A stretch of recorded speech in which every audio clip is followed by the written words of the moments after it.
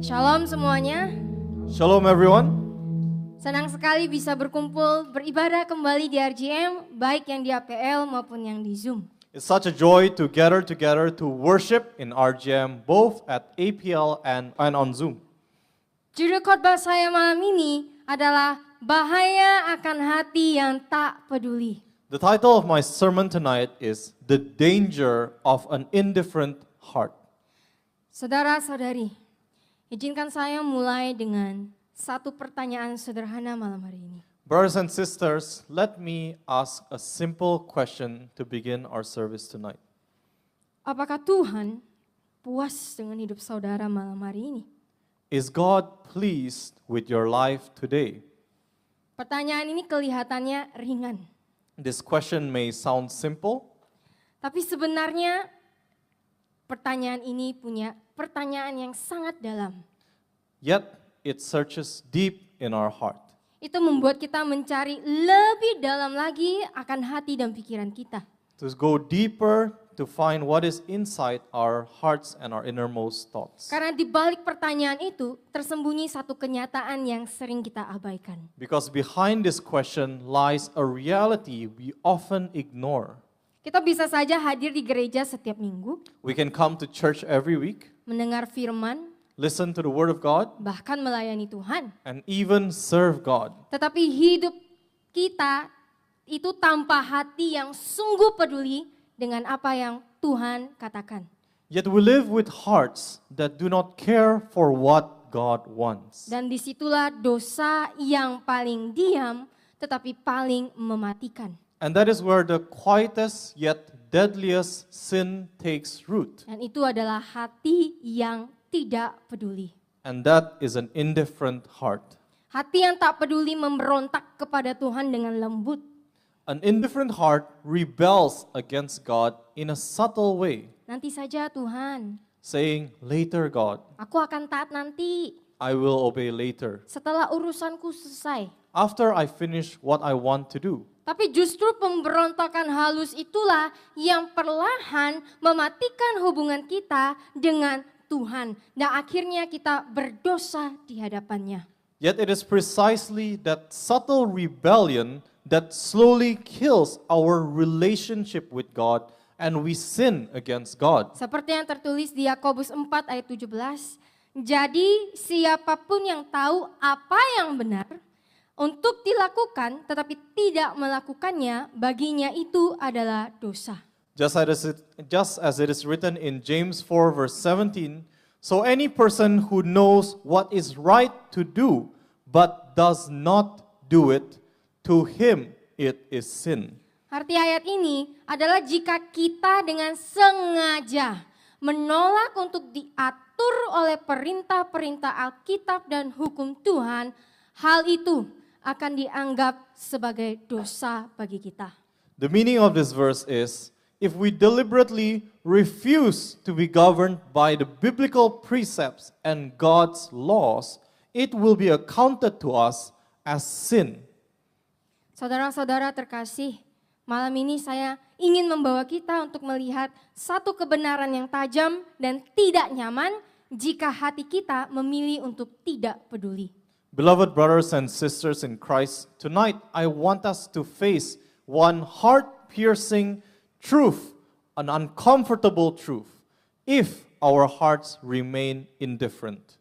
Kerajaan Tuhan menolak hati yang tak peduli. The kingdom of God rejects an indifferent heart. Katakan di sebelahnya, kerajaan Tuhan menolak hati yang tak peduli. Say to your neighbors, the kingdom of God rejects an indifferent heart. Tuhan tidak menolak orang yang hatinya mau bertobat. God does not reject the repentant heart. Tetapi Tuhan menolak orang yang tahu kebenaran tetapi tidak peduli untuk melakukannya. But He rejects those who know the truth, yet do not care to live it out. Dan Yesus mengajarkan hal ini dengan sangat jelas melalui perumpamaan tentang talenta. And Jesus taught this clearly to us through the parable of the talents. Matius 25 ayat 14 sampai 15 berkata, sebab hal itu sama seperti seorang tuan yang hendak berangkat dalam perjalanan.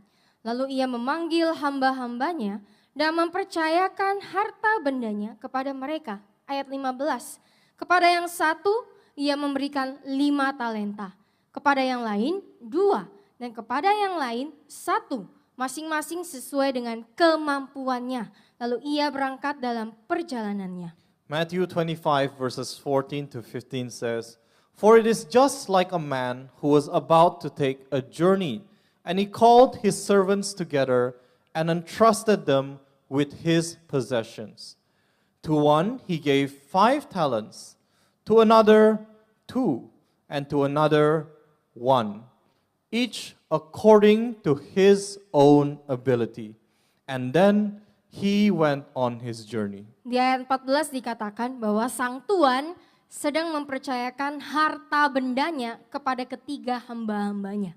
In verse 14 it is said that the master entrusted his possession to his 3 servants. Ketika Yesus menceritakan perumpamaan ini, semua orang memahami bahwa seorang hamba, di mana bahasa Yunaninya adalah doulos, yang artinya tidak memiliki kepemilikan atau hak kebebasan. When Jesus told his parables, his listeners would have understood that a servant, Greek doulos, was one without any ownership rights or personal freedom. Tidak ada kebebasan, artinya tidak ada kebebasan pribadi, tidak ada kebebasan untuk mengekspresikan kehendak bebas kita.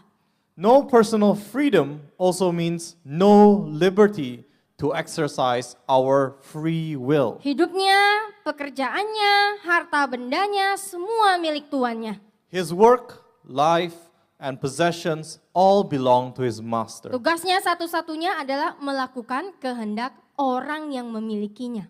His one and only duty is to carry out the will of the one who owns him. Mengapa penting memahami hal ini? Why is this so important? Karena pemahaman yang benar tentang siapa kita, bahwa kita adalah hamba, akan menentukan bagaimana kita merespon perintah Tuhan.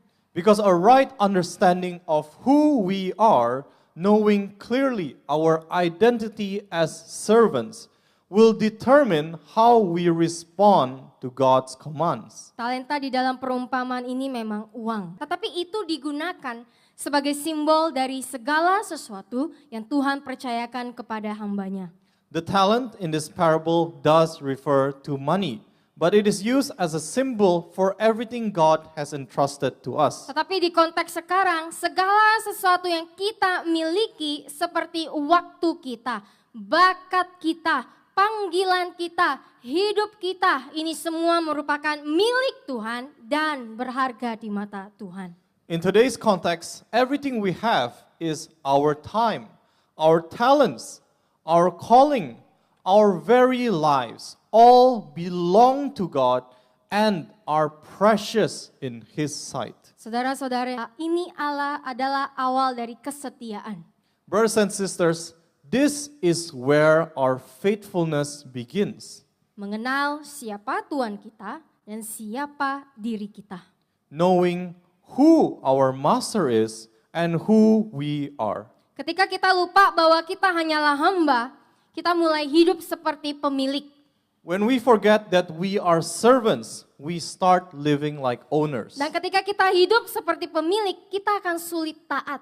And when we live like owners, obedience becomes quite difficult. Karena kita merasa berhak, Because we feel entitled. kita menjadi serakah. We become greedy. Dan bahkan mulai mengembangkan harapan yang tidak realistis bahwa Tuhan berkewajiban untuk memenuhi setiap keinginan hedonistik kita. And we start to develop this unrealistic expectation that God owes it to us to fulfill our every hedonistic desires. Karena hamba sejati tidak bertanya, kenapa aku harus melakukannya?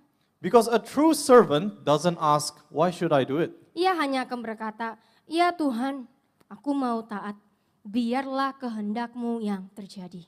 A true servant simply says, yes, God, I want to obey. Let your will be done. Ingatlah, kita bukanlah pemilik tetap dari semua waktu, bakat, dan hidup kita.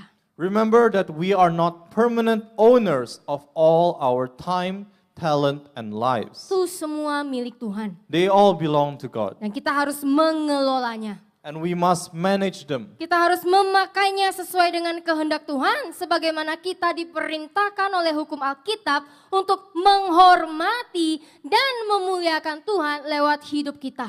And we are to use them accordingly, according to God's will, as we are commanded by biblical law to honor and glorify God with our bodies. Pertanyaannya, apakah kita sudah mengelola semua titipan itu sesuai dengan kehendak Tuhan? The question is, have we managed all that He has entrusted to us according to His will? Atau kita masih memperlakukan hidup seolah itu milik kita sendiri? Or have we treated our lives as if it were our own, Memakai waktu sesuka hati, using our time as we please, menggunakan bakat hanya untuk kepentingan pribadi, spending our talents for personal gain, bahkan menggunakan tubuh kita untuk melakukan dosa dan menunda-nunda ketaatan karena kita berpikir, oh Tuhan masih lama datangnya. or even using our bodies to indulge in sinful practices and delaying in obedience because we think the master will not come soon. Di ayat 15 kita juga diberitahu bahwa ketiga hamba Tuhan mendapatkan porsi talenta atau uang yang berbeda-beda. In verse 15, we are also told that the 3 servants received different portions or talents. Dan alasan Tuhan memberi dengan jumlah yang berbeda-beda bukan karena Tuhan tidak adil. And the master's reason for giving differing amounts is not because he was unfair, but because he knew their abilities. Tetapi karena Tuhan tahu kemampuan mereka. Dan Tuhan juga menuntut kesetiaan yang sama dari semuanya. Yet he expects the same faithfulness from them all. Lewat perumpamaan ini ada 2 sikap hamba yang akan kita lihat ketika tuannya sedang berpergian.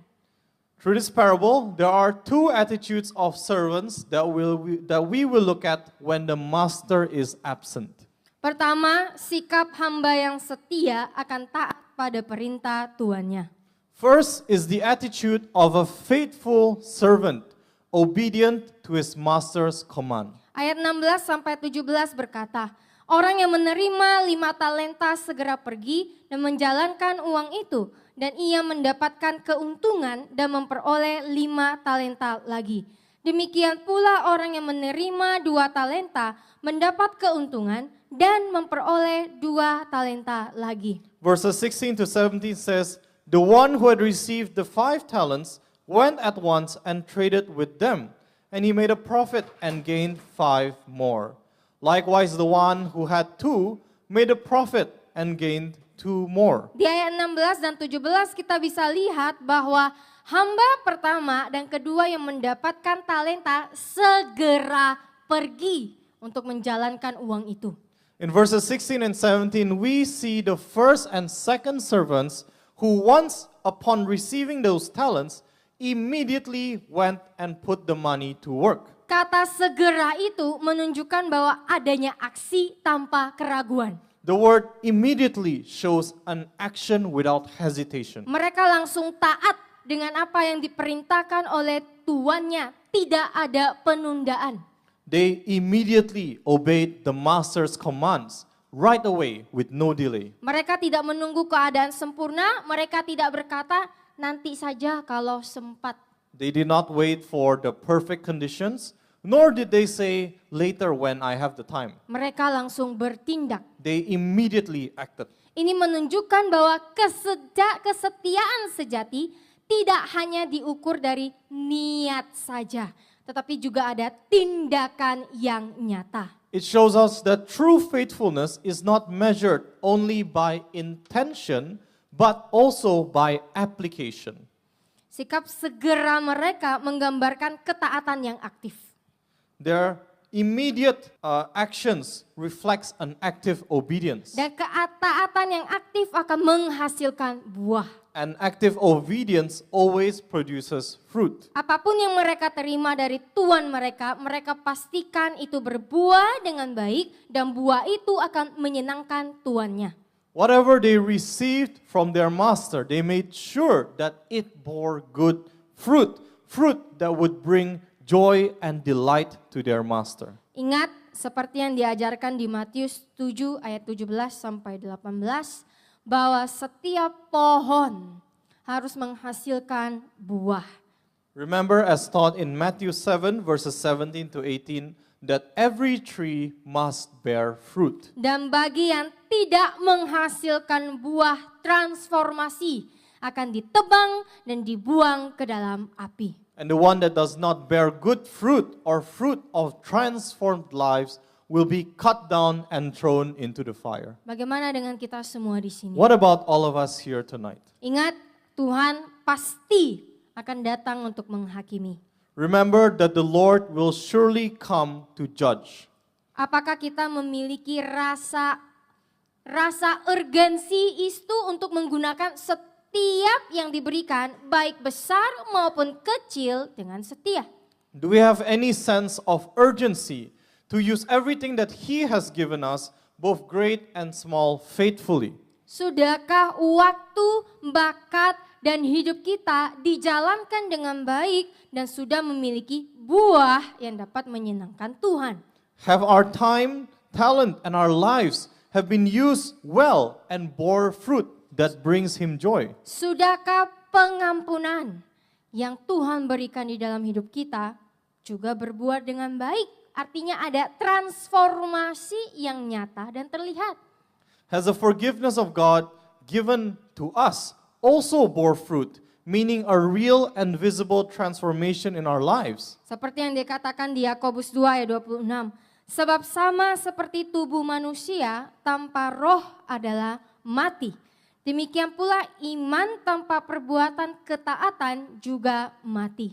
Just as it is written in James 2 verse 26, just as the human body without the spirit is dead, so faith without works of obedience is also dead. Di Yakobus ini mengajarkan kepada kita bahwa sebuah tubuh sekeren apapun penampilannya tetap tak bernyawa jika rohnya telah pergi.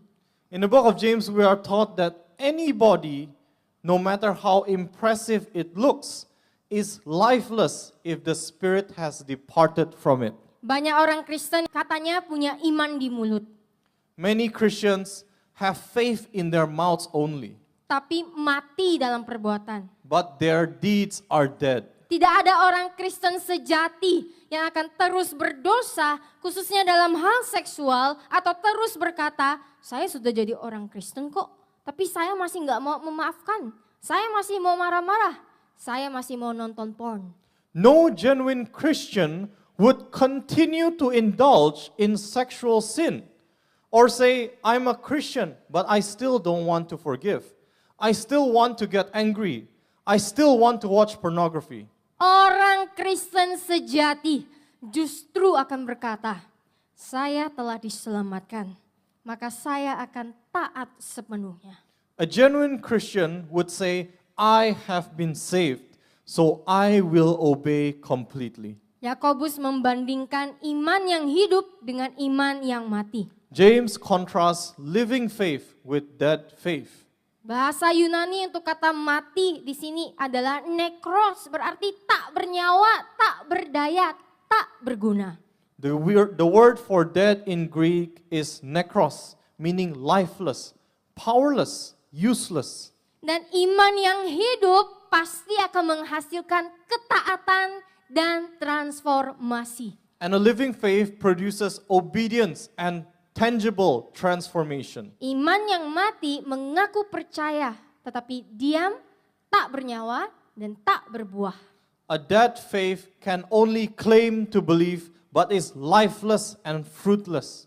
Apakah iman saudara sekarang adalah iman yang hidup atau justru tak bernyawa? Is your faith today alive and useful or lifeless and without fruit? Apa respon tuannya ketika ia melihat bahwa kedua hamba ini memberikan hasil dari talentanya itu? What was the master's response when he saw that these two servants had produced results with the talents they were given? Ayat 20 sampai 23 berkata, dan orang yang menerima 5 talenta datang dan menyerahkan 5 talenta lagi kepadanya sambil berkata, Tuan, engkau mempercayakan 5 talenta kepadaku. lihatlah, aku telah mendapatkan keuntungan dan memperoleh 5 talenta lagi. Tuan itu berkata kepadanya, baik sekali hamba yang baik dan setia, engkau telah setia dan dapat dipercaya dalam hal yang kecil. Aku akan mempercayakan banyak hal kepadamu. Ikutlah dalam sukacita tuanmu. Ayat 22, demikianlah pula hamba yang menerima 2 talenta datang dan berkata, Tuan, engkau mempercayakan 2 talenta kepadaku. Lihatlah, aku telah mendapatkan keuntungan dan memperoleh 2 talenta lagi. Tuan itu berkata kepadanya, baik sekali hamba yang baik dan setia, engkau telah setia dan dapat dipercaya dalam hal yang kecil. Aku akan mempercayakan banyak hal kepadamu. Ikutlah dalam sukacita tuanmu. Verses 20 to 23 says, And the one who had received the 5 talents came and brought him 5 more, saying, Master, you entrusted to me 5 talents. See, I have made a profit and gained 5 more talents. His master said to him, Well done, good and faithful servant. You have been faithful and trustworthy over a little. I will put you in charge of many things. Share in the joy of your master. Also the one who had the 2 talents came forward, saying, Master, you entrusted 2 talents to me. See, I have made a profit and gained 2 more talents. His master said to him, Well done, good and faithful servant. You have been faithful and trustworthy over a little. I will put you in charge of many things. Share in the joy of your master. Tuannya memberikan respon yang sama. Baiklah hamba yang baik dan setia. Engkau telah setia dan dapat dipercaya dalam hal-hal yang kecil. Aku akan mempercayakan kepadamu hal-hal yang besar. Ikutlah dalam sukacita tuanmu. The master gave them the same response. Well done, good and faithful servant. You have been faithful and trustworthy over a little. I will put you in charge of many things. Share in the joy of your master. Kita bisa lihat bahwa tuannya tidak berkata, baiklah hamba yang baik dan sukses. We can see that the master did not say, Well done, good and successful servant. Tetapi tuannya berkata, baiklah hamba yang baik dan setia. No, the master said, Well done, good and faithful servant. Kata setia di sini sangatlah berarti. The word faithful here carries a deep meaning. Mengapa? Artinya tuannya sebenarnya tidak melihat seberapa banyak hasil yang diberikan, melainkan kesetiaan yang diberikan oleh hambanya.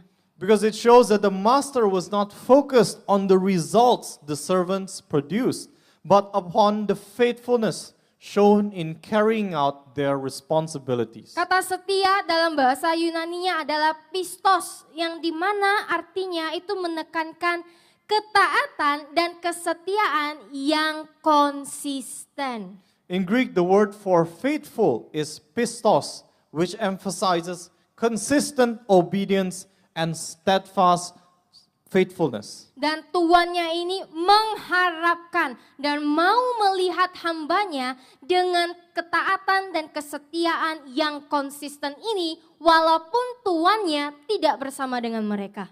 And the master expects this consistent and steadfast faithfulness even though he was not with them.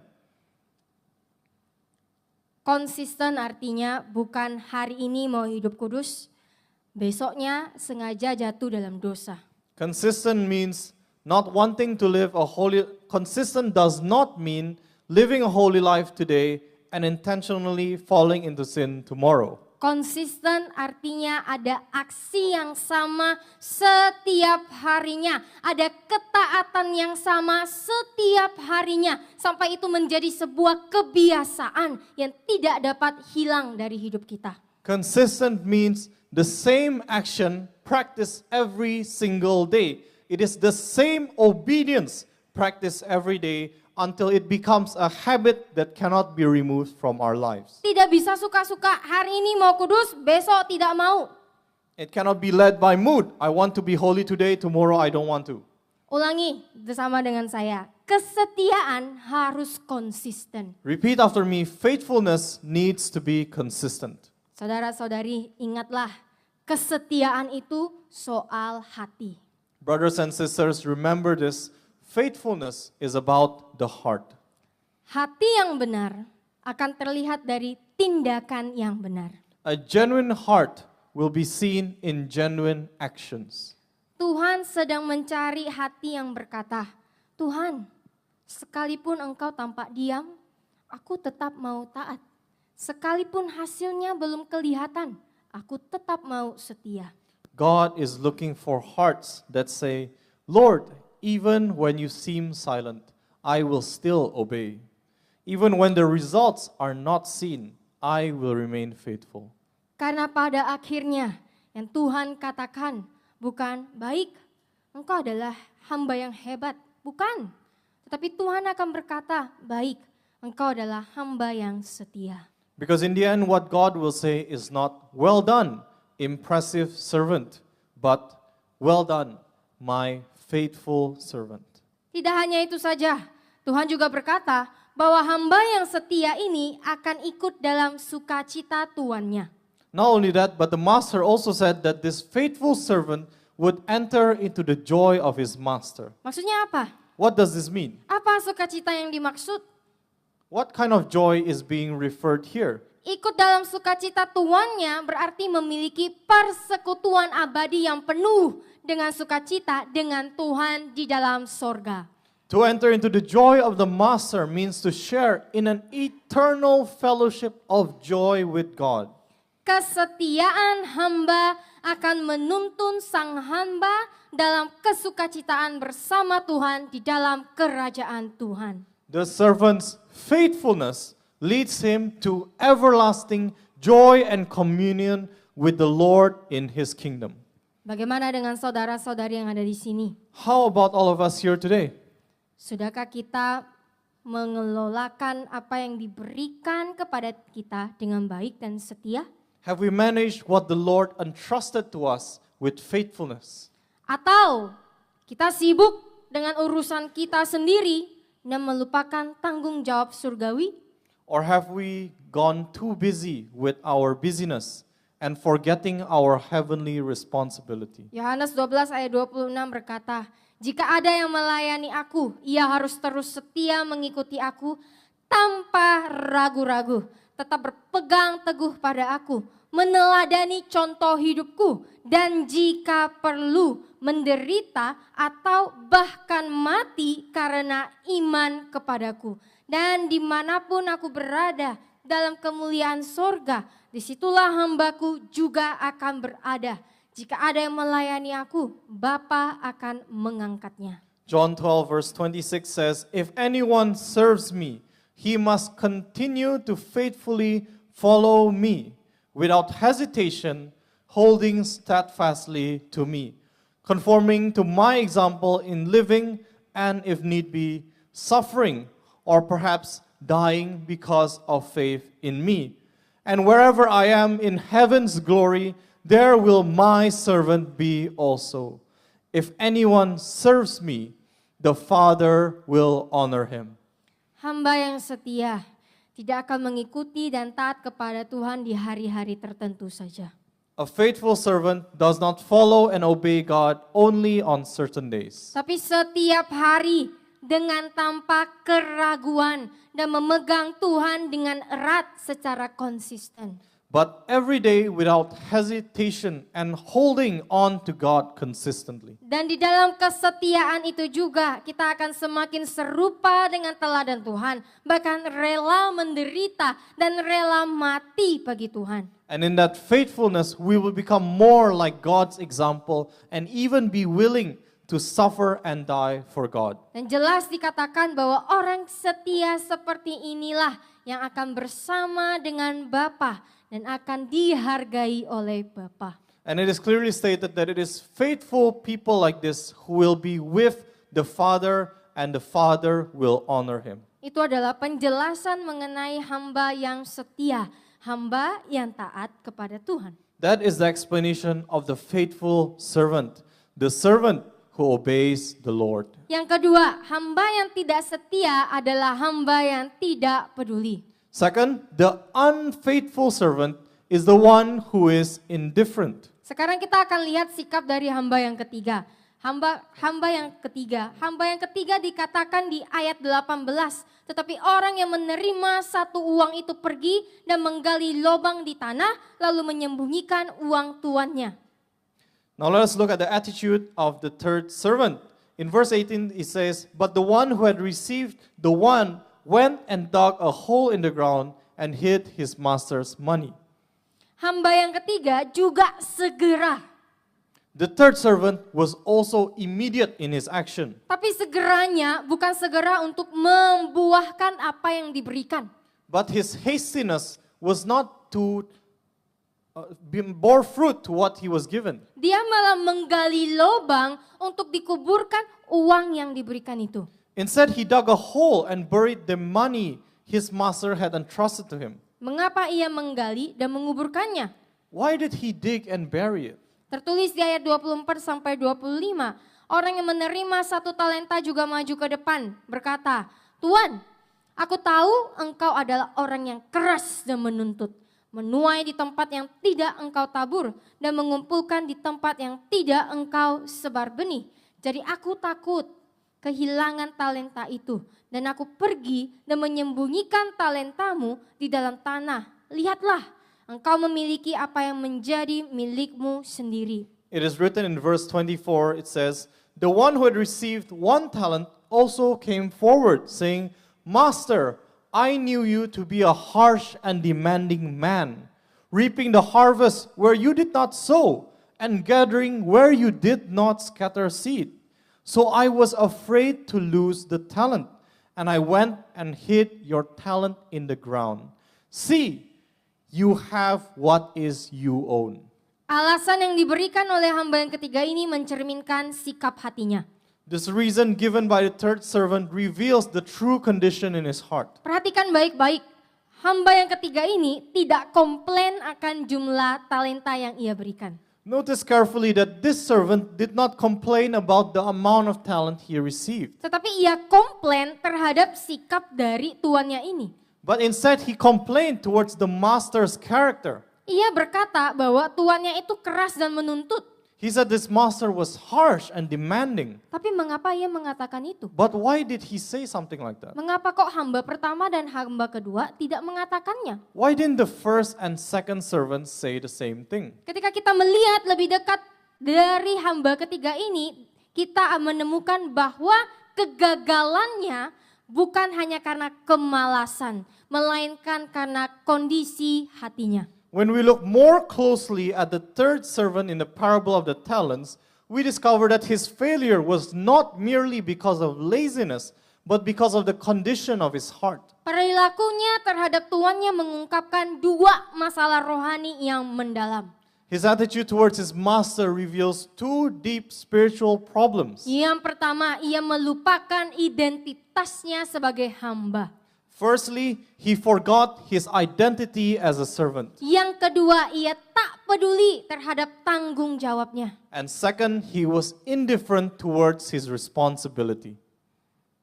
Seperti yang sudah saya jelaskan dari awal, bahwa seorang hamba hanya akan melakukan apa yang dikatakan tuannya dan akan menghormati tuannya. As explained earlier, a true servant only does what his master commands and honors his master. Seorang hamba tidak akan berani macam-macam apalagi mengatakan tuannya itu keras. A servant would never dare to speak against his master or even accuse his master of being harsh. Tapi berbeda dengan hamba yang ketiga ini. But the third servant was different. Sepertinya ia lupa sama identitasnya. It seems he had forgotten his identity. Kita bisa melihat masalahnya bukan pada tuannya tetapi pada persepsi hambanya. The problem wasn't with the master's character, but it was the servant's perception. Ketika seseorang lupa bahwa ia hanyalah hamba, ia mulai berpikir bahwa Tuhan menuntut terlalu banyak. When one forgets his identity as a servant, he starts to think that God is asking too much. Dan begitu kita berpikir Tuhan terlalu menuntut, kita berhenti taat. And the moment we believe that God is too demanding, we stop obeying. Seperti banyak orang Kristen saat ini yang selalu mengatakan bahwa menjadi kudus itu susah. Dan mereka mencari alternatif lain seperti pengajaran kemakmuran. Pengajaran sekali selamat tetap selamat. Untuk apa? Untuk memenuhi nafsu dan keserakahan mereka. Like many Christians today who say it is too difficult to be holy, and they look for other alternatives like prosperity gospel, hyper grace, and once saved, always saved teachings in order to fulfill all their lust and greed. Mengapa ini bahaya? Why is this dangerous? Ketika kita lupa dengan posisi kita sebagai hamba, When we forget our positions as servants, maka semua pandangan kita tentang Tuhan akan rusak. our entire perspective on God becomes distorted. Ketika seorang hamba melupakan bahwa ia adalah hamba, ia mulai melihat Tuhan melalui kacamata diri sendiri dan bukan melalui kacamata kebenaran. When a servant forgets that he is a servant, he begins to view his master through his own lens rather than the lens of truth. Hal yang sama berlaku dalam perjalanan kita bersama Tuhan. The same is true in our walk with God. Ketika kita lupa hidup kita, nafas kita, talenta kita adalah milik Tuhan, kita mulai merasa bahwa perintah Tuhan itu berat. When we forget that our life, our breath, and our talents belong to God, we start to feel that God's commands are too heavy. Kita mulai berkata bahwa tuntunan Tuhan itu tidak adil. We start saying that His demands are unfair. Dan kita akan mulai berpikir, mengapa saya harus memberi lebih?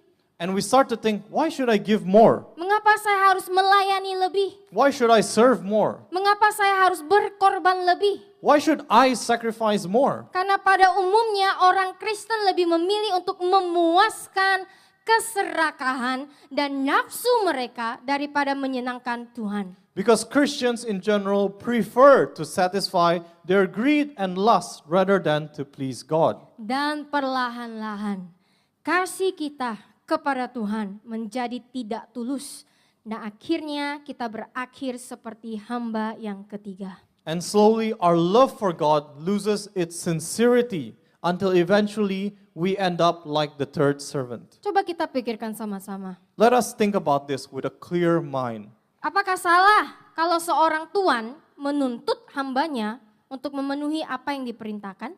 Is it wrong for a master to expect his servant to fulfill what he commanded? Salah nggak saudara? Is it wrong, brothers and sisters? Ya, tidak salah. Of course it is not. Apakah salah jika memang Tuhan menuntut kita untuk memenuhi dan melakukan semua perintahnya? Then is it wrong for God to expect us to obey and carry out all of His commands? Jika kita masih mengingat kita adalah ciptaan Tuhan dan seorang hamba, maka kita tidak akan melawan sedikit pun apapun yang Tuhan katakan dan perintahkan. If we truly remember that we are God's creation and we are His servants, then we would never resist or argue against what the master, our Lord has said or commanded. Ini adalah sikap seorang hamba yang sejati. This is the attitude of a true servant. Jika seorang hamba berani marah,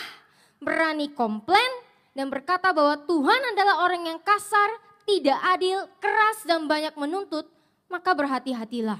Mungkin kesombongan sudah mengambil alih kehidupan kita dan kita telah berdosa di hadapan Tuhan. If a servant dares to get angry, complain, and say that God is harsh, unreasonable, strict, unjust, then be careful. There may be pride that has already taken root and is growing in our lives, and we have sinned before God. Apakah sikap hamba ketiga ini mencerminkan kita yang ada di sini? Does the attitude of the third servant who forgot his identity reflect our attitudes tonight? Seberapa sering kita menyebut diri kita sebagai hamba Tuhan, pengikut Tuhan, anak Tuhan, tetapi masih tidak mau taat? How often do we call ourselves servants of God, followers of Jesus, children of God, yet we still refuse to obey? Kenapa kita masih melihat ketaatan itu adalah beban? Why do we still view obedience as a burden? Seberapa sering kita melihat bahwa tanggung jawab yang Tuhan berikan itu adalah sebuah tekanan? How often do we view the responsibilities God has entrusted us as pressure? Saya berharap kita semua yang ada di RGM tidak melupakan identitas kita sebagai hamba Tuhan. I hope that all of us here in RGM will never forget our identities as servants of God. Yang kedua, hamba ketiga ini tidak peduli dengan tanggung jawabnya. And second, this third servant is indifferent about his responsibility. Hamba yang ketiga ini tidak mencuri atau menghancurkan uang tersebut. Dia hanya tidak melakukan apa-apa.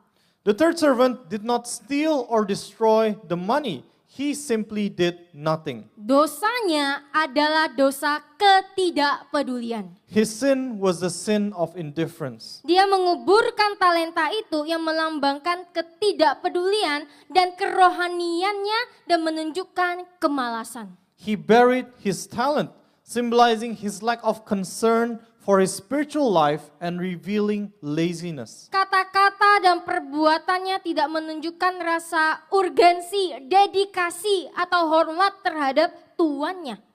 His words and actions showed no sense of urgency, no dedication, or even respect for the purpose his master has given him. Bisa disimpulkan bahwa sikap ketidakpedulian ini terlihat dari sikap yang tidak berinisiatif untuk mengelola talenta itu. We can conclude that his indifference is evidenced by his lack of initiative to manage his talent. Dan ketika ia membela dirinya dengan menjelekkan tuannya daripada ngaku bahwa dia itu sebenarnya malas dan tahu harus ngelakuin itu, tapi ia mengeraskan hatinya dan ia tidak mau melakukannya. When he defended himself by criticizing his master, instead of admitting that he was actually lazy, he hardened his heart and refused to do what he needed to do. Kebiasaan orang Kristen yang tidak peduli atau acuh tak acuh itu berbahaya. The habit of not caring and indifference in Christians is dangerous. Karena banyak sekali orang Kristen yang menutupi ketidakpedulian sebagai hal yang tidak berbahaya. Because so often we cover up indifference as something harmless. Hamba yang ketiga mungkin berpikir, setidaknya aku tidak menghilangkan uang itu. The third servant may have thought, at least I didn't lose the money. Namun di mata tuannya tidak melakukan apa-apa dengan apa yang dipercayakan, sama saja dengan menolak kepercayaan tuannya. However, in his master's eyes, not doing anything with what was entrusted to him was the same as rejecting his master's trust. Hamba yang ketiga seperti orang yang berkata, saya melakukan yang paling minimal. Saya tidak gagal, tapi saya juga tidak peduli untuk melakukan lebih dari itu. The third servant is like someone who says, I did the bare minimum. I didn't fail, but I also don't care enough to do anything more than that. Saudara-saudara yang terkasih, orang Kristen yang memiliki sikap tidak peduli ini hanya akan menyebut diri mereka Kristen, tetapi tidak secara aktif mempraktekkan atau hidup taat sesuai ajaran Tuhan. Dear brothers and sisters in Christ, Christians who have an indifferent heart will only call themselves Christian, but never actually actively practice or live in obedience according to God's commands. Orang Kristen ini mungkin rajin atau sesekali datang ke gereja. They may occasionally or even regularly attend church, Tetapi iman mereka tetap dipimpin oleh pandangan dan keinginan duniawi. but their faith is still led by worldly views and desires. Seringkali bersikap setengah hati. Mereka enggak menolak ajaran Tuhan, tetapi mereka juga tidak mau sepenuhnya menerima dan taat akan firman Tuhan. So often are they half-hearted, not rejecting God's commands, but also not embracing them either. Tidak kepedulian adalah penyakit rohani yang lambat dan diam-diam tetapi mematikan. Indifference is a spiritual disease that slowly and surely kills our spiritual life. Dan ini merupakan sikap yang bahaya. And this is dangerous. Karena sikap ketidakpedulian akan menuntun kita untuk tidak mengejar ketaatan yang aktif dan itu tidak akan membuat kita menghasilkan buah. Sedangkan kita sebagai anak Tuhan, kita dipanggil untuk memiliki ketaatan yang aktif dan untuk berbuah. Because the attitude of indifference stops us from actively pursuing obedience, and we will never bear fruit. While being children of God, we are called to actively obey God and continuously bear fruit. Respon dari tuannya yang berkata di Matius 25 ayat 26 sampai 28. Tetapi tuannya menjawabnya, "Hai hamba yang jahat dan malas, engkau tahu bahwa aku menuai di tempat yang tidak aku tabur dan mengumpulkan di tempat yang tidak aku sebarkan benih." Ayat 27, "Seharusnya engkau menaruh uangku di bank dan ketika aku kembali, aku akan menerima uangku kembali beserta bunganya." Jadi ambil talenta itu darinya dan berikan kepada orang yang memiliki 10 talenta. And we shall see the master's response in Matthew 25 verses 26 to 28. It says, "But his master answered him, 'You wicked, lazy servant, you knew that I reap the harvest where I did not sow and gather where I did not scatter seed. Then you ought to have put my money with the bankers, and at my return I would have received my money back with interest. So take the talent away from him and give it to the one who has 10 talents. Tuannya berkata kepada hamba yang gak peduli ini adalah hamba yang jahat dan pemalas. The master said to this indifferent servant, 'You wicked, lazy servant.'" Kata jahat dalam bahasa Yunaninya adalah poneros, yang artinya secara kerohanian. Itu jahat, buruk, sudah korup dengan hal duniawi sehingga menyebabkan tindakan seseorang rusak. The word wicked in Greek is poneros, which means spiritually evil, is corrupt and morally, worldly evil. Ketika tuannya menyebutnya hamba ketiga itu poneros, ia tidak mengatakan bahwa hamba tersebut telah melakukan kejahatan fisik atau kejahatan yang terlihat langsung. When the master called the third servant poneros, he was not saying that the servant had committed a visible or physical act of evil, but that his heart was morally corrupt. Tetapi hatinya secara moral, ia memutarbalikkan karakter utama tuannya dan menggunakan alasan itu untuk tidak taat di hadapan Tuhan. But his morally corrupt heart distorted the master's character and used it as an excuse for disobedience. Karena itu ia jahat di mata Tuhan. And that is why it is evil in the eyes of God. Seperti orang Kristen yang berkata Tuhan itu tidak adil. Like Christians who say that God is unjust. Padahal masalahnya itu terletak pada hati yang tidak bisa menerima porsi sendiri dan tidak tahu bersyukur, dan terletak pada hati yang serakah dan hati yang selalu mengejar kenyamanan dunia, dan maka itu hati dan pikiran mereka jahat walaupun dari luar terlihat kudus dan baik. When in fact the real issue is a discontent and ungrateful heart. A heart filled with greed, constantly chases after the pleasures of the world, a heart and mind that, though appearing holy, are wicked.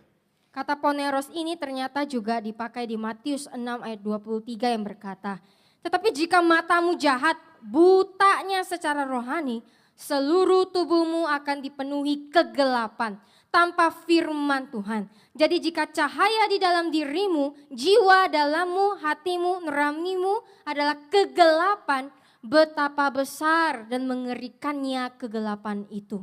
The word poneros is also used in Matthew 6 verse 23, which says, "But if your eye is bad, spiritually blind, your whole body will be full of darkness, devoid of God's precepts. So if the very light inside of you, your inner self, your heart, your conscience is darkness. How great and terrible is that darkness. Kata buruk di situ adalah jahat secara moral dan dikatakan di versi AMP buta secara rohani. The word evil refers to moral corruption and AMP is described as spiritually blind. Ketika mata rohani kita jahat, seluruh tubuh kita, hati kita, kesadaran kita, jiwa kita, tindakan kita telah dipenuhi dengan kegelapan yang dimana kita tidak mau diatur oleh hukum Tuhan. Maka kegelapan itu akan membawa kita ke dalam kegelapan yang lebih dalam dan itu membuat kita jatuh menderita ke dalam kematian kekal. When our spiritual eyes are evil, our whole body, our heart, our conscience, and our soul becomes filled with darkness. When we are no longer governed by God's law, that darkness will lead us into even deeper darkness, ultimately causing us to fall and suffer eternal torment. Bagaimana dengan kata pemalas? As for the word lazy, Pemalas di sini artinya itu ragu-ragu, mundur, menunda, dan enggan. the word lazy means to hesitate, to shrink back, and to be unwilling. Seperti orang Kristen yang selalu menunda-nunda dan bahkan tak peduli untuk hidup kudus. As Christians who delay or even indifferent to live holy lives. Tetapi dengan cepat sekali untuk mengejar dunia dan tanpa ragu jatuh ke dalam dosa hanya demi memuaskan diri sendiri. Yet are very quick on the feet to chase after worldly desires and unhesitatingly fall into sin simply for pleasure. Amsal 24 ayat 30 sampai 31 berkata, "Aku melewati ladang orang yang malas dan kebun anggur orang yang tidak memiliki pengertian dan akal sehat. Dan lihatlah, semuanya ditumbuhi duri dan rumput liar menutupi permukaannya dan tembok batuannya telah runtuh." Proverbs 24 verses 30 to 31 says, I went by the field of the lazy man, and by the vineyard of the man lacking understanding and common sense. And behold, it was all overgrown with thorns, and nettles were covering its surface, and its stone wall was broken down. Firman Tuhan berkata, orang yang malas atau yang tidak peduli sedang membawa kehancuran terhadap diri mereka sendiri. And the word of God says that those who are lazy or indifferent bring destruction upon themselves. Itu adalah konsekuensi yang harus diterima. That will be their consequence. Selanjutnya Tuhannya berkata, kamu tahu bahwa aku menuai panen di tempat yang tidak aku tanami dan mengumpulkan di tempat yang tidak aku taburi benih. Seharusnya kamu menaruh uangku di bank dan ketika aku kembali, aku akan menerima uangku kembali beserta bunganya. Next, the master said, you knew that I reaped the harvest where I did not sow and gather where I did not scatter seed. Then you ought to have put my money with the bankers, and at my return, I would have received my money back with interest. Tuannya berkata, kalau kamu udah tahu aku orangnya seperti yang kamu deskripsikan, kalau kamu malas, ya kamu taruhlah uangnya di bank, setidaknya uang itu kan berbunga. The master said, if you knew I was the kind of person that you described, then you could have put my money in the bank so it would earn some interest. Artinya apa? Tuannya itu mau memperlihatkan kepada hamba yang ketiga ini bahwa pandangan ia terhadap tuannya seharusnya tidak menjadi alasan utama dia untuk tidak menjalankan talenta yang diberikan. What does this mean? The master wanted to show the third servant that his view of his own master should never have been an excuse for failing to use the talent entrusted to him. Lagi dan lagi kita diperlihatkan bahwa sungguh hamba yang ketiga ini hanya memberikan alasan saja untuk tidak melakukan tanggung jawabnya. Again and again we see that this servant was only making excuses to avoid his responsibility. Padahal tuannya hanya mau melihat kesetiaan dari hambanya lewat aksi mereka. Even though the master only wanted to see faithfulness from his servants through their actions. Ingat saudara-saudari, Tuhan juga tidak akan peduli dengan semua alasan yang diberikan ketika kita tahu hal itu adalah hal yang benar dan hal yang harus kita lakukan, tetapi kita memilih untuk tidak taat. Remember, brothers and sisters, that God will not care about any of our excuses when we know the right thing to do, but we choose not to obey. Tuhan tidak peduli saudara mau kaya atau miskin, mau pintar atau bodoh, mau jelek atau cantik, pokoknya ketidaktaatan adalah jahat di mata Tuhan. God does not care whether you are rich or poor, smart or foolish, unattractive or beautiful. Disobedience is wickedness in God's eyes. Saudara-saudara yang terkasih, akhir dari cerita ini ditutup dengan peringatan yang keras. Dear brothers and sisters, this story ends with a strong and solemn warning. Ayat 29-30 berkata, karena bagi setiap orang yang memiliki dan menghargai berkat dan karunia dari Tuhan, serta menggunakannya dengan bijak, akan diberikan lebih banyak lagi. Dan ia akan diberi kelimpahan sehingga ia akan memiliki kelebihan.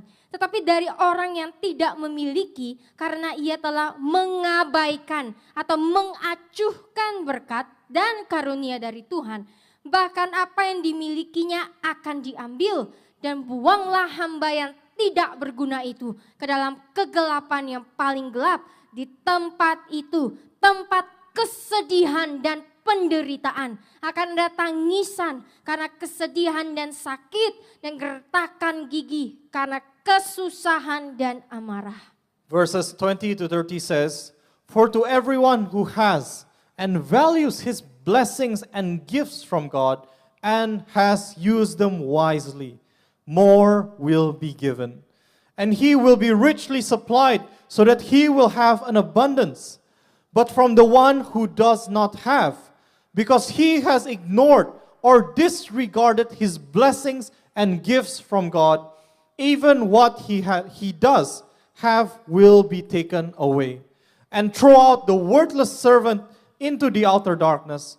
In that place of grief and torment, there will be weeping over sorrow and pain, and grinding of teeth over distress and anger." Saudara-saudara yang terkasih, perumpamaan ini ditutup dengan hasil yang akan didapatkan bagi mereka yang setia dan bagi mereka yang tak peduli dengan apa yang diberikan oleh Tuhan.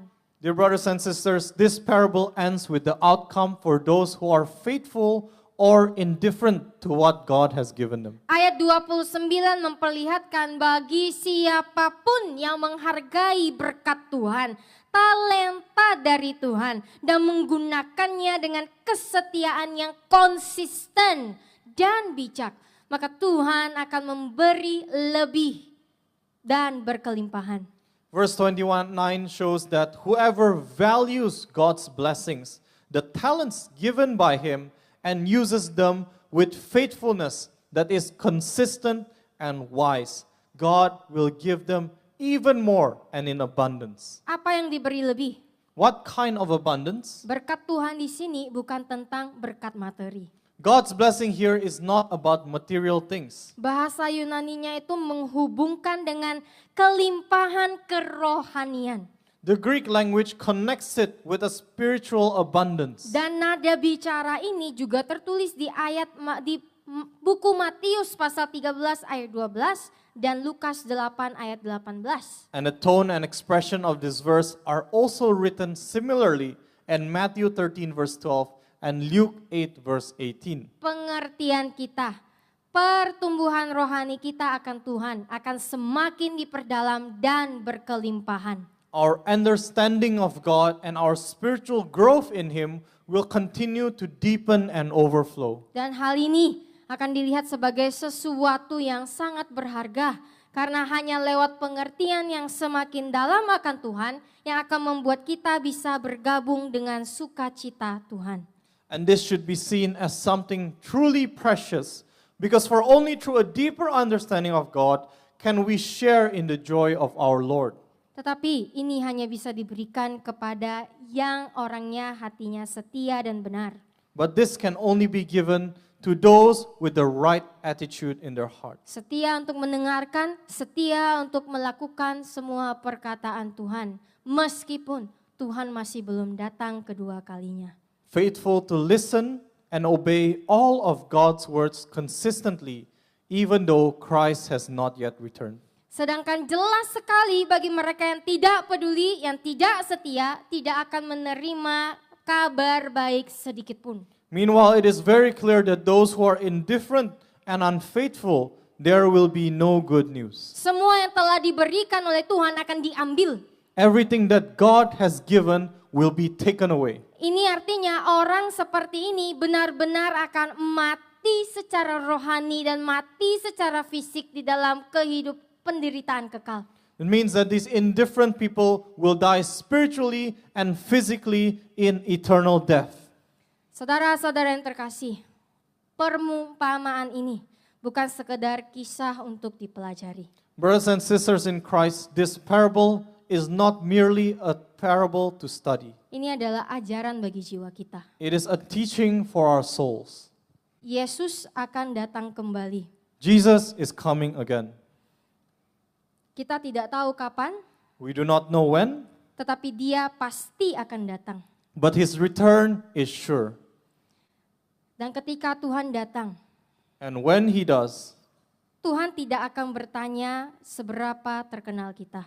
he will not ask how famous you are, Seberapa sukses pelayanan kita. how successful your ministry looked, Seberapa banyak pengikut yang kita miliki. how many followers you had. Tuhan tidak akan menanyakan itu. He will not ask those. Tetapi Tuhan akan menanyakan satu pertanyaan. He will ask one question. Apakah engkau telah setia dengan apa yang aku percayakan kepadamu? Were you faithful with what I entrusted to you? Kepada mereka yang setia, Tuhan akan berkata, baik sekali hamba yang baik dan setia. Masuklah ke dalam sukacita Tuhanmu. To the faithful he will say, well done, good and faithful servant. Enter into the joy of your Lord. Namun kepada mereka yang hidup ke dalam ketidakpedulian, yang mengabaikan firman Tuhan, dan yang membungkam suara Roh Kudus dalam hati mereka, Tuhan akan berkata, hai hamba yang jahat dan malas, buanglah dia ke dalam kegelapan yang paling gelap. But to those who remained indifferent, who ignored his word, who silenced the conviction of the Holy Spirit, Jesus will say, you wicked and lazy servant, cast him out into outer darkness. Malam ini firman Tuhan mengingatkan kita melalui Roma 1 ayat 18. Ayat yang terakhir. Karena murka dan kemarahan Tuhan yang kudus dinyatakan dari surga terhadap segala kejahatan dan ketidakbenaran manusia yang dalam kejahatan mereka menindas dan menghalangi kebenaran serta membuatnya tidak berdaya. And tonight the word of God reminds us through Romans 1 verse 18, for God's holy wrath and indignation are revealed from heaven against all ungodliness and unrighteousness of men, who in their wickedness repress and hinder the truth and make it inoperative. Saudara, murka Tuhan akan ada atas orang yang mengaku percaya Tuhan, tetapi kebenaran itu tidak berdaya di dalam hidup mereka. Brothers and sisters, God's wrath will be upon those who claim to believe but live devoid of truth. Ketika kita tahu firman tapi tidak melakukannya, ketika kita tahu panggilan Tuhan tetapi kita terus memilih untuk hidup dalam kenyamanan kita, ketika kita lebih mencintai hidup kita daripada ketaatan Tuhan, ketika kita melihat kekudusan itu lebih ekstrim, maka kita sedang mendatangkan murka Tuhan di dalam hidup kita. When we knew the word of God but we did not do it, when we know our calling but still choose comfort more than obedience, when we view holiness as too extreme, we are living in God's wrath. Jadi malam ini saudara harus memilih. So tonight, brothers and sisters, You must choose. Saudara mau dihitung antara hamba-hamba yang setia, yang mengasihi, dan taat akan Tuhan dengan hati yang gentar? Will you be counted among the faithful servants who loved and obeyed God with trembling hearts? Atau saudara mau dihitung di antara mereka yang hidup nyaman, tidak peduli, dan akhirnya dibuang oleh Tuhan? Or will you be among those who are comfortable, indifferent, and casted away? Mari kita berdoa. Let us pray. Bapa di sorga, terima kasih atas peringatanmu malam hari ini. Heavenly Father, we thank you for your reminder tonight. Kami berdoa Tuhan, agar kami tidak mengeraskan hati kami. We pray, Lord, that we will not harden our hearts, Tetapi kami mau tunduk sepenuhnya akan firman-Mu. but we will submit completely to you. Kami mau selalu berkata ya, dan kami selalu mau menyenangkan-Mu Tuhan. We want to always say yes, and we always want to please you. Terima kasih buat kasih karunia-Mu yang telah memampukan kami untuk hidup benar. Thank you for your grace that has enabled us to live righteously. Inilah doa kami Tuhan. This is our prayer, Lord. Hanya di dalam nama-Mu In the name of Jesus we pray. kami berdoa dan bersyukur. We pray and we give thanks. Amin. Amen.